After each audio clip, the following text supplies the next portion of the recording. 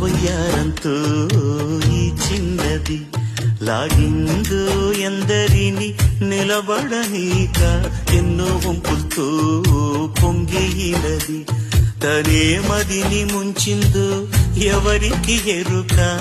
తొలి పరిచయం ఒక తీయని కలగా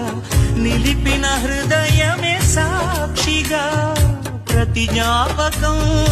దీవించదా చెలి జీవితం వెలిగించగా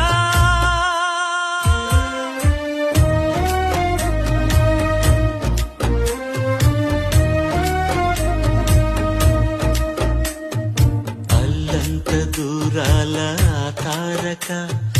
కళ్ళెదుట నిలిచింద ఈ తీరుగా